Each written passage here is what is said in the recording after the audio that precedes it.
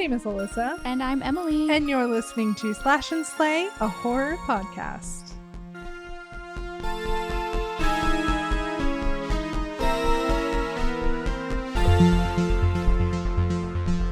Hey guys. Hello everyone. Welcome back to a new episode of your favorite podcast and mine.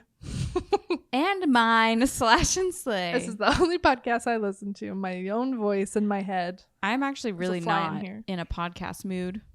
Really? Lately I go through intense phases where it's like only listening to music or only listening to audiobooks or only listening to podcasts, and it's like months and months. So I'll just miss a whole bunch of podcast episodes and then I'll get behind. I feel like I kind of do that too.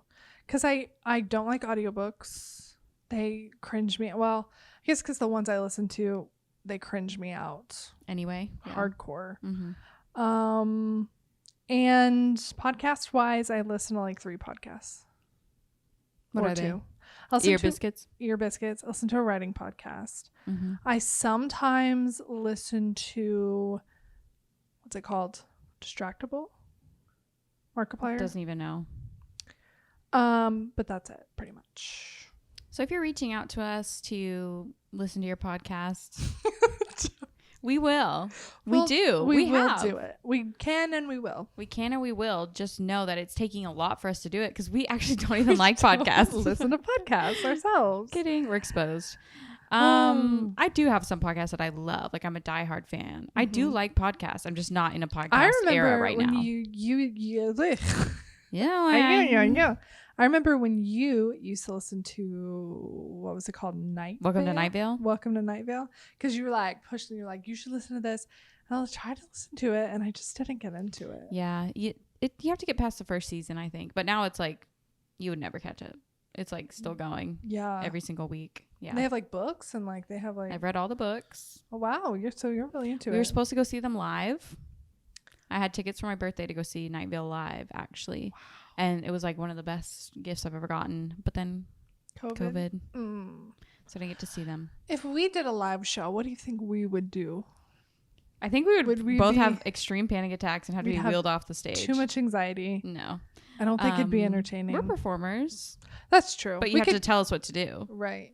You have to write it for us. Yeah. I feel like we would do a live. I would love to do like a live watch, like watching a movie together. Oh, yeah. Or just Q&A audience. Okay, because we used to do that. We did that for like, I think we only did 2 episodes of that. It was too hard, okay? It was hard. No, it was hard. But, like, because I do talk through movies when I'm like with you or with like friends, but I had to like constantly make myself keep talking. Mm-hmm. Because I didn't want there to be too long of a silence. Yeah. So I had to kind of say things that I probably wouldn't normally say watching a movie. Yeah, I get that. I probably just talk the normal amount that I want to talk into a movie, but I'm constantly like, don't say anything in a movie. Like I'm constantly like, shh. Be quiet. But you're like, oh, now I can talk. Yeah, I was like, I can let her loose and talk about and comment on everything. I should be a commentary channel. You should. Like, your own. Wow, that was funny. Wow, that's cool. Wow, that was hilarious. Wow, it's really dark in there. Yeah, that would just be me. Just saying the exact obvious. Stating the obvious. Yeah. I love that. that. Would you guys like to see us watch a movie? No. Please say no. It was fun, but it was just a lot of work. It was. Because it was like we had to schedule 2 hours. And I didn't even have to do any of the editing. Yeah. I really didn't edit it that much. Because you really can't. Yeah. You can't really, because you can't cut out the movie, so. Yeah, it was just like we had to decide a movie. We had to sit there and watch the movie. So hard. It's so hard. Life is so hard. I had to watch a movie. It was just time consuming, actually. It was. Yeah, that's the problem. That's okay. Anyway, we're not going to watch a movie today. We're going to talk about one. That was a great segue. Our first good one. I'm really proud of that segue. Our first good segue. Baby's first good segue. And we ruined it. Yeah, by stating that. Well, anyway. Whatever. Today we're going to talk about The Boogeyman. The Boogeyman. That was just released. Yeah, the Boogeyman movie. And like Boogeymen. We're going to talk about the boogies. In general. Because. All the boogies. Guys, I'm just so dumb. I went and saw the wrong movie. She's so dumb. There's 2 Boogeyman. I'm so dumb. I went and saw a movie called The Boogeyman Cometh. Not the Boogeyman. I saw The Boogeyman, 2023. I did read the short story, though, by Stephen King. And I read it, too, about an hour ago. So it's very fresh on your mind. Yeah, I listened to it, actually, Oh. at 2 times speed, so it took me about 15 minutes. And I was like, all right, got it. Really? I cannot retain stuff listening to it. I have to see it with my own eyes. I can't. It just depends on what I'm doing. Like, if I'm multitasking, I have to be doing something that does not require any Brain brain power. Yeah. Just like cleaning or something. I did have one thing that I wanted to start doing at the beginning of some episodes. What? I wanted to ask you, what horror movie are you today? Don't Like, you just love when I just jump on these fun things and I have to think things the last what minute. horror movie are you like in your era today? How Like am I, what horror today? movie era? Yeah. Are you feeling like Pearl, like you want to kill somebody? Are you feeling like Midsommar? I'm gonna go with the first thing that came to my head, which was Pet Sematary. I'm feeling like very like Paternal? Back from the Dead. Oh. And not in a good way. Oh. I'm feeling like a squished cat who's been breathed into again by ancient ritual powers and have come to scratch people's faces off. And my day wasn't even that bad. Just feeling. It's just the vibe. It's just the vibe. Okay. Today. Or it's just the first movie I like that of. vibe. What about you? I don't know what movie I would be because I had a nightmare with snakes and poisonous kitties and a cat. The cats. Poisonous kitties? It was so like visceral, like so I was living it because the cat didn't bite me, but its fangs like scraped against me and I was like, oh no, like I'm poisoned. So we were trying to turn into a cat or something? No, we were just trying to get rid of the cat so that it wouldn't stop biting us. But it was like a snake and like it was a cat. And so there were snakes and cats. No, snakes and cats. Oh. Poisonous snakes and cats poisonous and cats. Yeah. And they were everywhere. So what kind of movie is that, do you think? Like Snakes on a Plane. Okay. I'm Snakes on a Plane. Snakes on a Plane. What's that Scooby-Doo movie where there's cats everywhere? Oh, yeah. You know what I'm talking about? Yeah, that one. That's me. Okay. That one's probably more because it's been like a goofy day and kitties. Well, there you go. Mm-hmm. Perfect. Do you like that segment, everybody? I hope you did. I just came up with it when I was like, we got to talk about something else first. Even though I did the perfect transition. You did, and then we had to go back. But it's okay. We're working on it. We're working on our segues. Our thing is not good transitions. Yeah. Anyway, so Emily, you went and saw the Boogeyman. I saw the Boogeyman. That just came out on June June 2nd, right? Yes. 2023. That is this year. It was directed by Rob Savage. He also did Dashcam, Host, Salt. He's done a few others, but those are his more well-known ones. And I haven't seen any of those. Have you? When I read Host, I thought we were talking about the Stephanie Meyer movie Host, based off the book Host that came after Twilight. But I found out quickly that it was not that. It's different. Host came out in 2020, I believe. So actually, The Boogeyman is his first non-COVID, like big studio film. Host and Dashcam were both COVID films, which is impressive. Now he gets this big boogeyman. He gets a big boogeyman. The big boogeyman. It stars Sophie Thatcher as Sadie Harper, and she's known from Yellow Jacket and the Boba Fett TV show. Not the Mandalorian, the Boba Fett one. The Boba Fett one. The Boba Fett. Also David I can't say his last name. Malkian, sure, as Lester, and of course he's the Polka Dot Man in Suicide Squad. The Suicide Squad, right? The Suicide Squad. Yes. Okay. And then also Vivian Lara Blair as Sawyer, the younger sister, and she's also in a Disney Star Wars show. She's in Obi-Wan. Is she little Leia? Maybe. I didn't do that much research. Oh. She's also in Bird Box. Okay. She's a little girl in Bird Box too. Okay, so maybe it is. Okay. And also Chris Messina. That name sounds familiar. He was in. I didn't write anything down because I didn't know him from anything, but maybe you know him. His name just sounds familiar. Chris Messina. Okay, and he played the dad. He does play the father, Will. The therapist. The therapist father. So this is a quick little synopsis of the story. The movie. The movie. Not the story. Not the story. Anyway, so high school student Sadie Harper and her younger sister Sawyer are still reeling from the recent death of their mother. They're not getting much support from their father, Will, a therapist who's dealing with his own intense pain. When a desperate patient unexpectedly shows up at their house seeking help, he leaves behind a terrifying supernatural entity that preys on families and feeds on the suffering of its victims. Ooh. We always have to do that. Yeah, that's pretty much the gist of it. That's all I gotta say. Were you looking forward to seeing it? I was. Or was it just kind of like, I was kind of like, because I was like, why are they? It's a short story. Like, why are we making this whole? How can we drag? Because it's like an thing? 18-page short story. It's like an actual short story. It was. I'm telling you, it was like 15 minutes when I sped it up on 2x speed. Mhm. So it was very, very short. We'll get more into it of the actual setting of the whole book. We can read it to you, honestly, if you want. Yeah, the whole short we can story. perform it. We can do it. We could do we can make. I play the Boogeyman.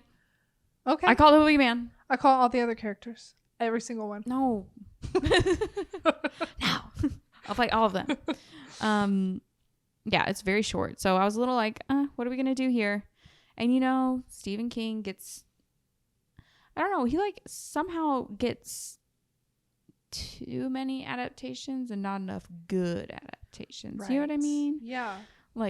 We He spent gets a lot of adaptations. A lot of his short stories have been adaptations. As yes, well. and people don't even realize Mhm. because they're just random little short stories. Yeah. So I was a little like, we'll see. But I was excited to go to the movies because I wanted to go to the movies. I haven't been to the movies in a while. We have AMC stubs. That's nice. We might go see The Flash tomorrow. Why? I don't know. That's a because horror we movie. pay for the tickets. Anyway. So yeah, we went to the movies. I was a little nervy about it. I had no idea what to expect because I had no idea what the story was. I kind of didn't even really watch the trailer. I didn't watch the Also, trailer I heard it was either. PG-13, so I was a little like, oh, okay, this is fine. It wasn't? I was really scared. Was it R? Or No, it was it- PG-13. Oh, okay. But I was more scared than I thought I'd be. Mm-hmm. But I'll take you through the movie a little bit. Okay. So we first open on the scene of a little baby in a crib, and it's dark, and the closet creaks open. All the cliches that you can think of. It's where the And Boogeyman lives. Where the Or under Boogeyman the bed. lives. He lives wherever it's dark. Wherever it's dark. Darkest and dankest. So then you see the baby crying. You see the shadow turn into, it morphs. You just see the shadow reflection, shadow on the wall. Mhm. And it becomes from this creature, and then it turns into the dad and is like, you're fine, baby. And trying to coo the baby. Oh, And the baby interesting. dies. Interesting. Okay. First death. Baby dies. Then you meet the family. You meet Sadie, Sawyer, and Will. They're sad because their mom died. And they they are sad. They are sad. Mom died.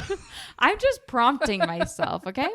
They are sad. Their mom died. You're seeing them go back to their first day of school. Mm-hmm. Sawyer's a little more excited because she's younger. She's really scared of the dark, you gather, and she carries around this little glowing orb of light Mm-hmm.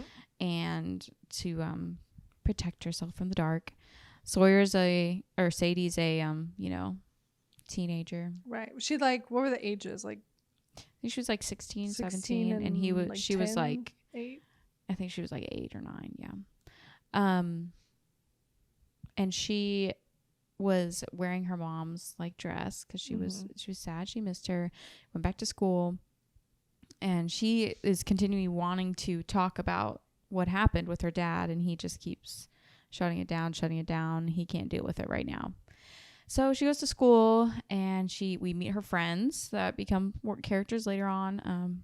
And she has one good friend who's really nice, for the most part, nice to her. Mm-hmm. And then she has friends that are actually her friends' friends, and they're bullies to her. And she ends up getting her dress all dirty, her mom's dress. So she runs home to go change and to change clothes, and she's like, I can't go to school today. I'm done. I will say Stephen King, although I don't think he actually wrote this movie, but he always writes bullies. There's bullies in every single one of his. Someone's a bully. Do you think he was a bully as a kid, or it's just an easy Or trope? was he bullied? That's what I meant. He was a bully. He could have been a bully.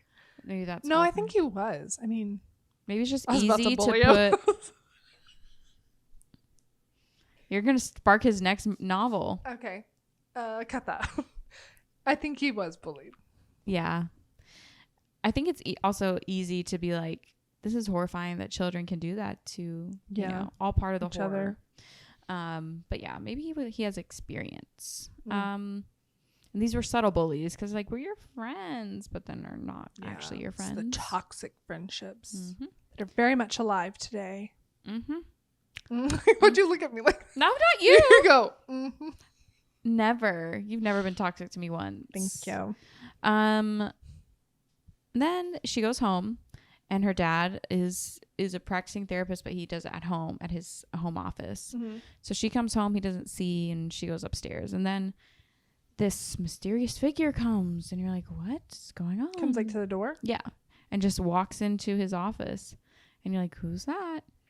And this guy just off the street came in and was like, I need to talk to a therapist right now. And so he comes in and he starts talking to Will, and his name's Lester. And Lester's like, I am being framed for a murder. Everybody thinks I killed my kids, and I didn't. It was the boogeyman. And so then Will is like, okay. All right, well, I'm going to be right back. I got to go to the bathroom. And then he calls like I don't know who you call. Yeah, somebody he's like, he's not well. He needs to go to a facility right now. And then Lester escapes and goes upstairs. And since Sadie's up there, she starts hearing all these noises. She walks into her mom's painting studio and goes into the closet, and then finds Lester has hung himself. Oh. Hung himself in a closet after talking about the boogeyman. Did he like get into his stories? Like, did he tell the stories of... He told the stories of how all his kids died and how he didn't believe that it was like the boogeyman. And then now him and his wife do believe. And he says that he believes it latches onto you and you can't get rid of it. Like, it just follows your family no matter where you go. So anyway, he kills himself in the closet. And now Sadie has more trauma. And she wants to talk about it. Seriously. And the dad's still like, nope. And so it's not going well. And Sawyer begins to see things in the dark. And she's always carrying around her orb of light.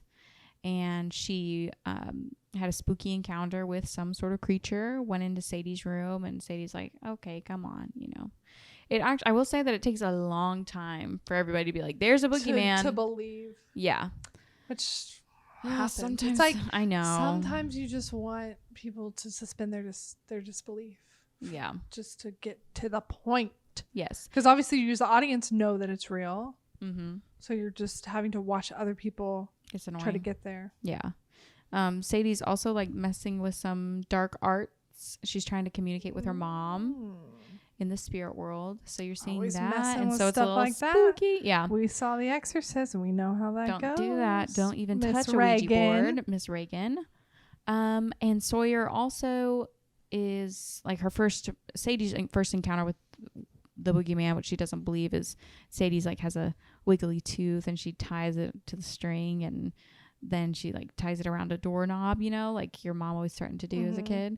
And I was like, I hate that. Was my worst. Wiggly teeth are my worst. My number one. Like, if I ever have children, I'm not touching those wiggly I'm gonna get them all removed at once.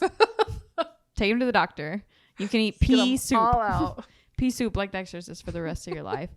That was my number one nasty.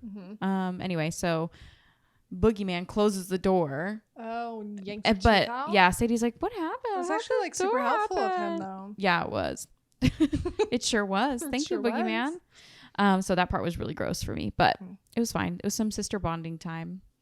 And then they go to therapy at one point, which is good. Like with not their dad. Not their dad. They go to like sibling therapy, and the therapist wants the dad to join, but he refuses. He's not going to do it, which is so weird. I'm like, you're a therapist. You're a therapist. Like, I know that you know, but then he thinks he knows best, and blah blah blah. Because he's a therapist. And Sadie or Sawyer's trying to get over her fear of the dark, and so the therapist puts this device. She turns off all the lights and puts this device on the table, and it flashes, and it'll get the flashing becomes more or less frequent or faster. And she's like freaking out, you know, of course, because she's like, the boogeyman is in the dark, and she like believes it now. They always have devices. I know, like what? When there's like dark, like there's one of the Paranormal Activities, they have like this thing that like lights up the room with all these green dots, and then they see like shapes in it and stuff. Ooh, that's kind of what was happening. It was flashing red. I was like, of all the colors, you're gonna pick red? Really? Stupid. That's not the calming color of therapy. Pick blue. Pick green, pick blue, green, not red. Pink. We need cool tones. Yes. So it's going flashing, flash, and that's the first time you really kind of see the boogeyman, and he's at the therapist's office. What does he look like? It's like, like a lot of limbs. Okay. Very tall, skinny. Always limbs. Always skinny, creepy always face, tall. like this. Okay. Does that look like it? I don't know. Put a picture next to her face. That's kind of what it looks like. Anyway, so you can see that the boogeyman comes out when you're sad, alone in the dark, and all of that. Scared. Anyway, Sadie is still trying to get information from her dad. She starts getting a little curious about this boogeyman. What's going on here? And she goes and looks at Lester's files from her dad, from the little encounter that they had. And she hears about the boogeyman. And she finds his address and goes there with her friend and finds Lester's wife is living there still. And there's like black mold all over the house. Ew. And very much, you know, in a lot of horror and gothic horror, they use like the house as a huge metaphor and all that. So it was very much like the house was a metaphor for the rotting family that was inside. And so there's just black mold everywhere. And there was candles all over the place, lights all over the place. And so she encounters the mom that was there. And she's like... I do not know why she was there. She was so pointless. But anyway, she was just like, had a shotgun. She was like, what did Lester do? Yeah, like, she was like, the boogeyman's like attached to us now. And she was like, what did my husband do? And like trying to like bronze her way through the boogeyman. And you're like, okay, girl. Awesome. So you meet that character. And then Sawyer's pretty much like almost like, okay, there's a boogeyman. Convinced. Almost. Still not, even though she pretty much saw the boogeyman. Still not 100%. So she decides, you know what, let's have a girls' night with her and her friends or whatever. Of course. And they start smoking a little weed, just a little bit. Of course. But she starts coughing a lot. And then she goes into the toilet to throw up, and she throws up that tooth. Her sister's tooth. Ew. And so, I forgot to tell you before that, I forgot to tell you, she like looks like she kind of got possessed by the boogeyman. I don't really know what it was. Like, she just kind of like swallowed the boogeyman. It was just like she was like in the dark, and it was one of those jump scares where you're like, okay, and then like the boogeyman came and got into her mouth, and then she woke up. Oh, so she threw up that's like tooth. Possessed, I guess. Yeah, because the boogeyman took the tooth. Yeah. Anyway, that happened, and then her friends lock her in the closet that Lester was in, but they're like, oh, we didn't lock you in. But like, you know, was it the boogeyman? Was it the friends? Who knows? Right. She's freaking out regardless. She's stuck in a closet, and so she pushes her friends, and the friends are like, she's psycho, whatever, and they leave. And then Sawyer is playing games downstairs, playing her little video games, and she's like, has all the lights off, which I was like, girl, if you're scared, if you literally saw the boogeyman, why would you do that? Turn on the lights. But anyway, she's just playing her lights. playing her lights. She's playing her games, and the boogeyman comes and grabs her and throws her against the TV. So they have to go to the hospital. It ruined a perfectly good TV. For real. It was ruined. They go to the hospital. The dad is there, and then Sawyer gets a message from the mom at the house, and is like, I know how to get rid of him. Come now. So she runs. She's going to go get rid of the boogeyman. The boogeyman follows her to that house. Of course. And she gets locked up by the lady because she's using her as bait. Oh, to get the boogeyman? But she has like all these rounds and rounds of shots and bombs, whatever, to try and get rid of the boogeyman. So the boogeyman comes and he gets on the trap and all this stuff goes off, bullets everywhere. And the boogeyman was like bleeding, and they're like, oh, the boogeyman. How does the boogeyman bleed? He's fine. I mean, he was fine. Oh, okay. He was fine. Okay. He killed the mom. Of course. Killed the mom, and Sawyer was stuck, so she had to like get out. She ran, and then the boogeyman went back to her house, of course. And then then Sadie and the dad were coming home at the same time that the boogeyman was there.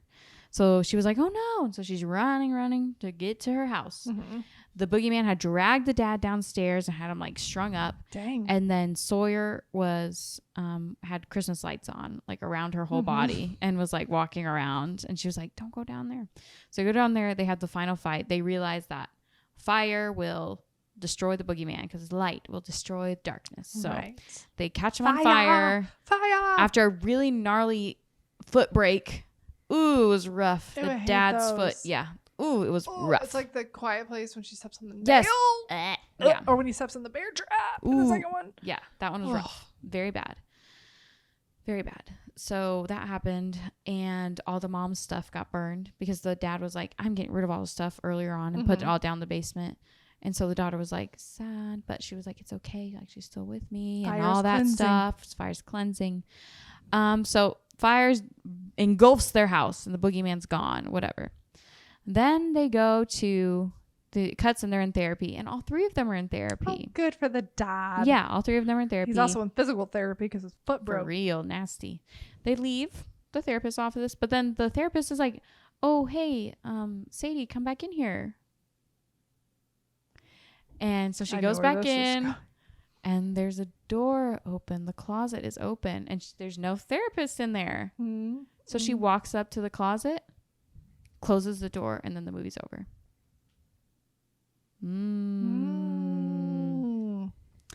So my overall thoughts were, sorry, that was kind of a lot. Did I give a good description? Yeah, I feel like I watched the movie. You felt like you watched the movie? Okay, good. I do.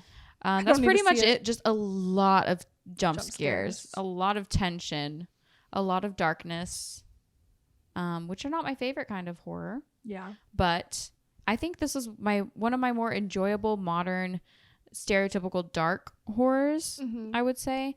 It looked a lot like and gave the same vibes as the new Evil Dead movie. Okay. For sure. Evil Dead Rise. It had a lot of like dark.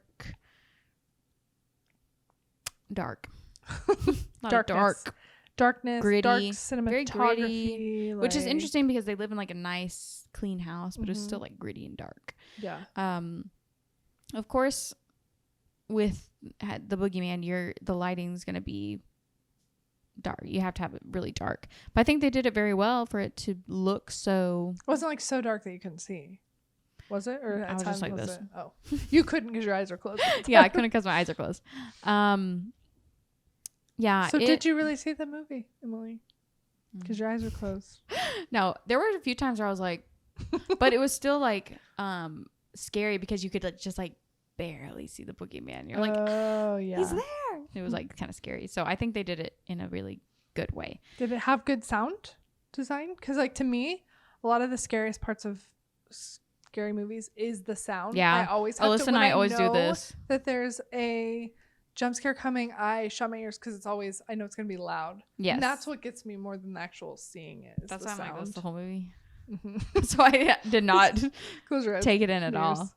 I just have to read a synopsis after. Yeah. Okay. No, the sound was good. I think the sound design was good. It's not something I noticed until I'm like in the moment, like, oh, my ears are plugged because I'm freaking out with the suspense. But yeah, I think it was good. Overall, I think it was scary, but I don't know if it was like the kind of scary I like. You know what I mean? Okay. Yeah. I think the acting was pretty good, especially the young girl. She was really good. They weren't like super popular actors, I guess, more TV. But I think they did a really good job. And I don't know. I don't know if reading this short story ruined it for me. Really? I don't think it ruined it, but I was also like, oh. Like, oh, that's it. Would you? It's just, I just wouldn't even say like this is an adaptation. Like, just be like, yeah, inspired. It literally just inspired a completely different story. Yeah. And there's like 2 nods. Right. Well, first, before we get into the short story, would you slash it or slay it, the movie? I think I'm gonna slash it, but as in a like it's a dirty slash movie. But it was good. But I mean, would you like recommend my interpretation of slash? We have we have our 2 meanings for slash and slay. Okay, slash, you think it means one thing. I think is it good slay? Is it bad slash? It's a slay. Okay, it's a slay. Slash. It wasn't. There was nothing that made me laugh because it was so like ridiculous, outrageous. No, yeah. I think they genuinely were like trying, and I think they succeeded. You know what I mean? Like they weren't trying to be. It was just like a solid. They knew what they could be, and they did what they could do. Right. Okay. And it was good. It was solid. The only part I just did not like the mom character. I was like, "Why are you here?" Yeah. I think that could have been cut out. I mean, it's only an hour and a half. It felt pretty long, but I think that's because it was just building suspense for an hour and a half. Time, yeah. Every single thing was like suspense. That's what the Conjuring movies do too. It's just like. Don't they feel longer that way? They do. It's like jump scare, and then nothing. Jump scare, then nothing. Like, and you're like, which one's gonna be? Is it gonna be a jump scare this time? Is it? And then the whole movie, I'm just like, yeah, overstimulated. But no, it was good. It was a fun time. Well, good. I slay it. Slay. So we both read the short story. It was shorter than I thought it was going to be. It was a short. It really was a short story. I even like looked up. I was like, "Is this even?" I did too. I was like, "This is complete." I was like, "Is this a complete one?" I was like, "It's 18 pages," and it didn't even. At first, it didn't even really sound like Stephen King. Let's put it this way: I'm not going to put on my Goodreads for the year. It was too short. Exactly. Too short. Exactly. I agree that it didn't sound like Stephen King at first until we got into the Lester character. Then I was like, oh, yep. Then he said the N-word. Yes. There's Stephen King. Yeah. Yep. Exactly. I was like, oh, there it is. I listened to the audiobook and the guy disclaimed it. He was like, sometimes I take out racially offensive words, but in this case, I think it tells a lot about the character, so we're going to keep it in. And I was like, okay. And I was like, all right. Good disclaimer. He's still, yeah. Of course, like the Lester, he was an ass, of course. In no way did I root for him to be, but that's just like a lot of Stephen King's characters, you don't root for the men. No, most of them you don't. They're terrible. I feel like the therapist character was what really like took me out of it at first with Stephen King, because I was like, oh, he's very, like, it was also very low stakes in a way because it was just conversation. Right. It was literally just. And there's not a lot of conversation in Stephen King. Like, it's a lot of descriptors, and there was not. There wasn't. No, it really was. There was hardly any. Like, there was a couple of him like, oh, he's laying down, now he sits up. Like, it was stuff like that. But mostly it was just Lester telling his story. Which, I think in this case more than in the movie. In the movie, Lester was very nervous, like sweating buckets, like freaking out. He's like, the boogeyman killed my. And then this one, he's like, I said, he's like smiling. He's so horrible. Yeah. Like, he's just an angry person. And so whereas obviously in the movie, the boogeyman represents grief and depression. I feel like in the short story, it's kind of like a Jekyll and Hyde, like anger. Yeah. It's like, and it makes you question, is it actually. Did Lester do it? Was there really a boogeyman, or did Lester just snap his gourd? Because he's already like kind of a big asshole, and he's like, oh, his wife lost a child. I thought she'd be over that by now. Like, and he was like, and she wants another one, and I didn't want anything to do with it. Yeah. Which he was is like, horrible. until I noticed it looked like me. Yes. Then I wanted something to do with it. Yeah. Like, exactly. And he was like, and then whenever the last kid died, and he was like, you knew I loved it because I didn't even, what he said? Because I ran in there, because I ran into the room. Yeah, he was like, I didn't even look for the boogeyman. I just ran in there, and that's how you know I loved him. Mm-hmm. And I was like, be for real. BFF, sir. Yeah, so it was such a different Lester character than this. So really, truly, the movie was literally based on a single interaction. Idea. One singular interaction and not idea. Not even really an interaction. Because it didn't even happen. Yeah. Because in the short story, I think it was just Lester the whole time. It was Lester and the boogeyman. Because at the end of the short story, spoiler alert. Oh, right, I forgot. This whole movie, won't put a disclaimer. This whole episode spoilers. But in the short story, at the end, he turned, kind of like you were saying, at the end of the movie, he turns around and the therapist is the boogeyman, and he's removed a therapist mask. Oh. And the closet's open, and yeah, he gets him. Like, so. I don't know what to think about that ending. I kind of wish it was, I don't know. Is it still ambiguous? Are you still like, maybe Lester's just cuckoo? Yeah, I think it still That's could be. Think? I still think it still could. Yeah, I think maybe he's not really talking to a therapist. He's literally just in his own mind. His mirror, yeah, or something. Or whatever. And I think he could have killed his children. Look at that string. Ooh, thank you. I can see that, yeah. I just think it was just so strange because like there's literally like nothing. They just like had the concept of the boogeyman, and he was like, all right, let's make a whole movie. Yeah. And I don't know. They should have made. But I think Stephen King, he gave it a thumbs up, which I feel like he does every single adaptation. I would give anything a thumbs up that put he money. Literally does though. Stephen King literally gives everything a thumbs up. Anything he reads, anything he watches, anything. He's like me. He loves anything. Too. Yeah, which is good, except for The Shining. Supportive. Oh yeah, he didn't. Yeah. That's true. I forgot. He didn't like that one. But that was like one of the first ones, right? Yeah. And everything else, he's like, I like this. I like this. Yeah. This is good. Because he's just like, everybody's trying He's their still hardest. relevant. I mean, he's still being relevant, so. Okay, literally, I was so sad. Cormac McCarthy died yesterday. Did you know that? Mm-hmm. And I was like, let's see what Stephen King said. And I knew that he was going to like tweet something. And then I was like, yep, there it is. And it was like top tweet was Stephen King about it. Because he's always like talking about all the different authors and stuff. We love him. Do you know I just found out about like what Stephen King's fandom is called? No. I just found out. You don't know either? No. They're called constant readers. What? I had to do a deep dive into why. What is the he like said it once, and then they're like, okay, we're constant readers, and now he's like my constant readers. That's why he says that in his tweets. It's because somebody, I mean, there was like varying things of why because it's where the origin came from. Constantly read his stuff. Constantly read his things. I think it was after he released Cujo, which is I believe his 5th, and somebody said people would buy your grocery list or something, and he was like, my constant readers, and then that's how I coined the term constant reader. That's better than like King of Knights or something. Yeah. King of Knights. Stevens. I don't know. Stephen Kingers, Yeah. No, constant readers. Cute. We're constant readers. Except I haven't read all of his. I haven't read all of it, and I haven't read any of his recent stuff either. I did not. I don't know if I'm gonna get to Fairy Tale, y'all. I heard it was good. I know, but I just fantasy takes a lot. Yeah, for same. me. Oh, same. Takes too much. Maybe I'll get it. I did read Billy Summers though. We know that. I read something.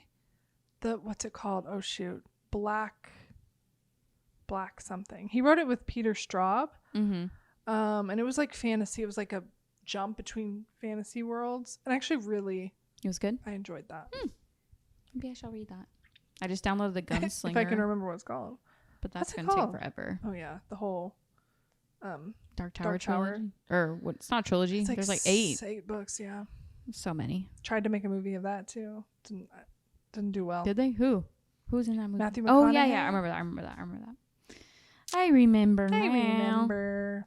But anyway, I think the short story was good. It's in the Night Shift collection. Oh, okay. I believe. Mm-hmm. And I started listening to that a while ago, but then the first short story was The Graveyard Shift with all the mice. Oh. And that really was nasty. Mm-hmm. And I was like, I need a break from this. And I never went back to it, but maybe I will now. I read. Oh, Children of the Corn is in Night Shift, and I read that. Okay. That's a good one. That one's long. I don't think I've read that, but I've seen the different movies of that. There's a lot. There is. Also, there's one of his short story collections that I do not suggest. I mean, some of them are good, but his short story, I think it's called The Librarian. Messed Something you to up. do with a library. I was working at the office, the office I'm talking about, and I threw the book because it was very awful. I must not have been on shift. It was awful. No, I don't think you were. That was how I was with his in the what's it called? The seasons? Something seasons. Mm-hmm. Different seasons. The last one, winter. Bad. I was in my car like this. It was so disgusting. But all the other ones were so good. It even had what's the one with all the boys and they walk for a long time? The Long Walk. Not The Long Walk. The other one. That's literally The Long Walk. No. Not The Long Walk. He has another one where boys walk for a long time? They're going through the woods to see a dead body. Oh, the body. But they walk for a long time. I was like, The Long Walk. No, that one's in Richard Bachman. It's his... We all know who Richard Bachman is. Yeah, I know. It's Stephen King's pen name. Secret. It's a secret. Just a secret. But that's one of my favorite ones, The Long Walk. I know. I always say I need to watch it or read it because you like it. It's Hunger Games-esque. It's early Hunger Games. Should I read it on the treadmill? My feet will start hurting. Yes, you should, because you will. It'll motivate me? It will. Maybe. It might. I'll be like, I'm giving up. Like, I'm done. I don't have to do this anymore. Should I tell you about my Boogeyman movie that I watched? Yes, please do. Okay, I didn't watch all of it. How long did you get into it? 30 minutes, but I wasn't even really paying attention to it. Okay. So it's called The Boogeyman Cometh. Okay. And there's a town, and there's been disappearances of young women. And there's these two neighbors, and there's this boogeyman. It's just a serial killer. Oh. And he has like a little claw thing. And I think they spent all of their budget on this one scene where I swear it was like 3 minutes long chase scene of the woman just running back and like doing that classic like against the wall and then rolling against the wall. Oh my god. For 3 minutes? And then she got to like her door and she couldn't get it open, so she just like backed up into the fence and then stood there and waited for him to come. Like, I'm not even joking. The boogeyman will cometh if you sit there. He will cometh if you sit there and let him. I mean, oh my gosh. So I don't know. Any notable actors? I don't. No. Okay. I didn't know. I don't even know who the boogeyman ended up being. I think it was one of the two main characters. But that sounds riveting. It was. I just want to watch that scene. I know. I want to show it to you. She was just like, boom. She literally was just like, yeah, like rolling. Gets like running and like touching the for wall. 3 minutes. For 3 minutes, I swear it was so long. No, that's a no for me. So do you slash or slay it? Slay. No, I slash it. Unless you want to laugh. Unless you want to laugh, like, then sure, slay. I think it would have been more fun to laugh like watching it with someone else. By myself, I'm like, I can't do this. We can watch The Boogeyman Cometh. Okay. Good. If you want to so bad. Thank you. Okay, we can watch it. Thank you for telling me about The Boogeyman Cometh. You're welcome. That's what I saw instead of The Boogeyman. My bad. Oopsies. I told you have to go to the movies, not Tubi. Yeah, you're right. The movies, not Tubi. Tubi. Are there any other Boogeyman movies you've seen? We saw Sinister. Sinister has Mr. Boogie. the OG Boogeyman. We love him. Which also latches on to families. It does. Mm-hmm. And also Children. house. No, house. not the house. I know, but like house is like a metaphor. House is a metaphor. House is a metaphor. House is. Houses. What other Boogeyman movie? There's the Don't Look Under the Bed, which I've talked about. Was a decom. Mm-hmm. Scary, terrifying, if you will. All about the boogeyman. Mm-hmm. You each have your own personal boogeyman. Who's your Boogeyman? I don't know. Let's do therapy right now. Who is my boogeyman? My Boogeyman is my insecurities. It's actually, remember, it's your imaginary friend. Oh, well, then why did I just expose myself? Because I forgot. My imaginary friend was Corbin Blue when I was a kid.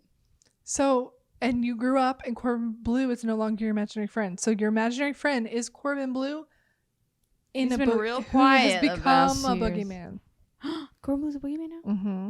He literally was my imaginary friend was Corbin Blue. Really? Yes. I feel like I definitely had imaginary friends. He used to help me find things because I lose stuff all the time. There was a game. It was like a makeover game. Mm-hmm. And I think one of the guys' names was Tyson. And there were like a couple other names. And I took them and I made them my imaginary friends. And I had them write in one of my yearbooks. I was in not high school. I was not in high school. I think I was in elementary. I was like in 6th grade or something. Aw, how cute. But they were. I probably still have the yearbooks, and you can see where it's like from Tyson. Had such a fun year with you. Love you. How cute. So, ooh. Corbin Blue was just like my little finder. We just like look for things together that I would lose. I don't like Corbin Blue. I hope one day you get to meet him and tell him. I would not tell him that. I would would be like, We'll have Corbin Blue on the show, and I'll tell him that. Okay. We'll be exposing our darkest secrets.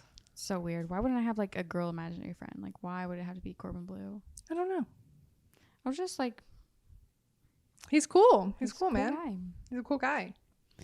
Anyway, Boogeyman.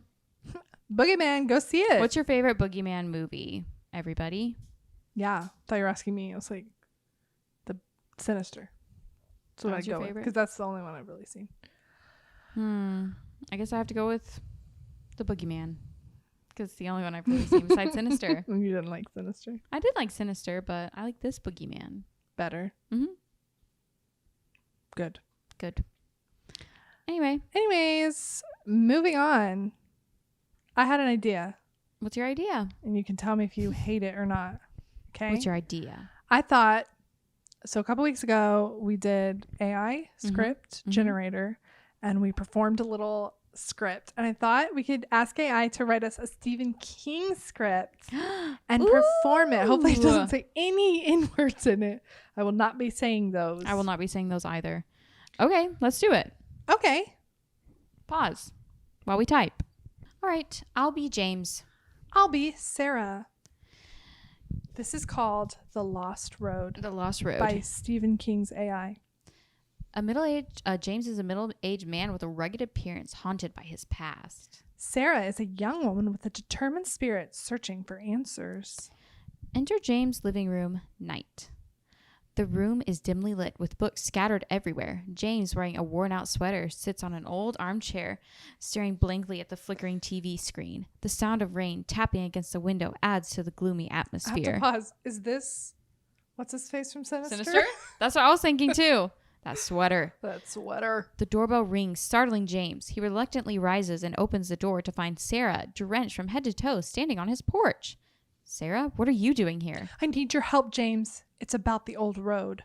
The old road? What about it? It's not just a road, James. People have been disappearing when they travel on it. I've lost my brother, and I can't find any answers. You're the only one who might understand. James' eyes widen, memories flooding back. He hesitates for a moment before inviting Sarah inside. Interior, James' living room. Continuous. James offers Sarah a towel, and she begins to dry off. I found an article about you, James. They called you the Road Walker after you vanished for weeks. and returned with no recollection of where you'd been. I think the old road is connected to your disappearance and the others. James paces the room, anxiety etched on his face. I thought I left it all behind. The whisper, the shadows. I don't want to remember. James, we can't ignore this. If we don't act, more people will vanish. We need to find out what's happening on that road. James takes a deep breath and nods, determination flickering in his eyes. All right, Sarah, we'll go back to the old road and face whatever lies there, but be prepared. It won't be easy. Interior, James's garage, night. James and Sarah stand next to a beaten-up car ready to embark on their journey. Buckle up, Sarah. The road ahead is treacherous, and the darkness there is unlike anything you've ever seen. They exchange a glance of shared determination, then get into the car and drive off into the stormy night. Fade out. Well, I want to know what happened. That is so Stephen King. There's an old car. An old road. Old road where it's not just a road anymore. You don't remember what happened. It's kind of good. It's kind of good. It's kind of a good... People come from your past. That was so Stephen King. That was very Stephen King. Always an old car. I'm impressed by that. That was really good. I'm impressed, but now I want to know what happens. What do you think happens, you can't Emily? do any more. I know. I thought... Because I said a short script. They said, well, that's it. I said, that's all you get? That's all you get. What happens? I think James will have to sacrifice himself to the road because it's the one that got away. And that's how... And everyone else will come back once he does that. Mm-hmm. And then the road will go... And it'll get sucked up. And they'll be like, this road leads to the old overlook. And they'll be like, because it always has to. It always has to. Yeah. Always has to be connected. Wow. That was a really good one. I'm impressed. Good job, impressed AI. by AI. Impressed. Should we do another one? Yeah. Okay. Do we want to have some different parameters? Like, do we want to put us in it? Should we? Should we? Okay, let me do it. Okay. This is The Haunting Shadows, and we are in this one. Woo! Interior, Emily's living room, night. Emily, a young woman in her late 20s, sits every time on a worn-out couch engrossed in a book.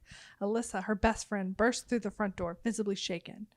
Emily, you won't believe what just happened. I just saw something strange in my house. What do you mean, Alyssa? What did you see? It was like a shadow moving on its own. It whispered things, terrible things. I'm scared, Emily.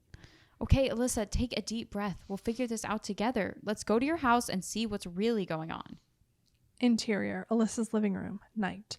Emily and Alyssa step cautiously into Alyssa's dimly lit living room. The atmosphere is heavy with an eerie silence. Suddenly, a flickering lamp casts distorted shadows on the wall. Stay close to me, Alyssa. We need to find the source of these strange occurrences. They move towards the staircase, the floorboards creaking under their weight. Hey. Rude. A second. Rude. As they reach the top, a door slowly swings open, revealing a pitch black room. Emily, I can't go in there. It feels wrong. We have to confront our fears, Alyssa. We can't let them control us. Trust me. Oh. They enter the room, the darkness swallowing them whole. Interior, Alyssa's bedroom. Emily flicks on the bedroom light, illuminating the room. The air feels electrically charged, sending shivers down their spines. On the wall, shadowy figures twist and writhe, their forms barely recognizable. Emily, what are those things?